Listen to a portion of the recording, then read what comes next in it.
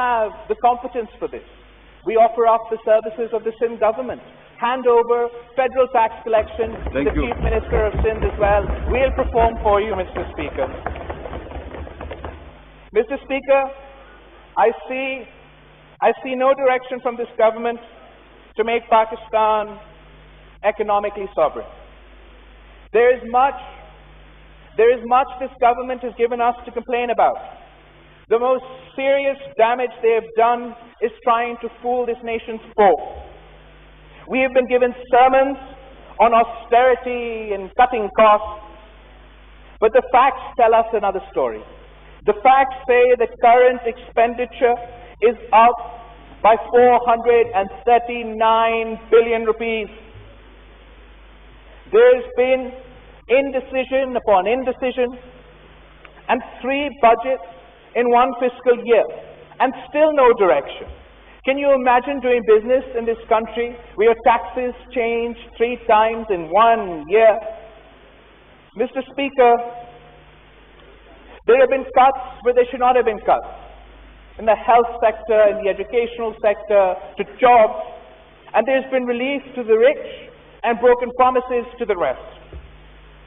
This government is trying to run the country on peak economics while being deaf, dumb and blind to the plight of the average Pakistani, who is dying under the weight of price hikes. This government has even raised the price of medicine. There is nothing in this budget.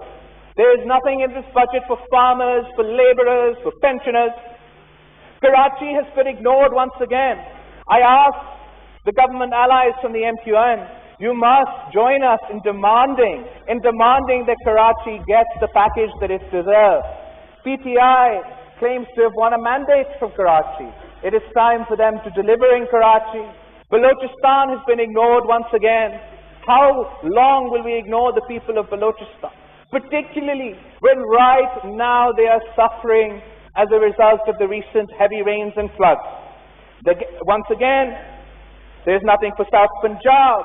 There's nothing for Fatah. And Sindh is still owed 116 billion rupees.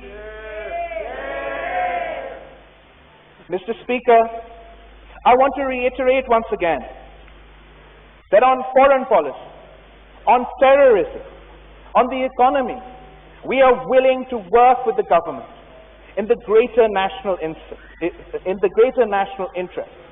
Because we have crises on many fronts. We have a border crisis, we have foreign policy crises, we have domestic crises, we have an economic crisis, we have a crisis of democracy, and we have a human rights crisis. And it is my generation, Mr. Speaker. It is my generation that will pay in blood, coin, sweat, and tears for the decisions made today. We will pay for these disastrous economic decisions. We will pay for the cost of any conflict, and we will pay for the domestic and democratic crises. We, the youth, are the future of this country and this region, and our fates are in the hands of our government.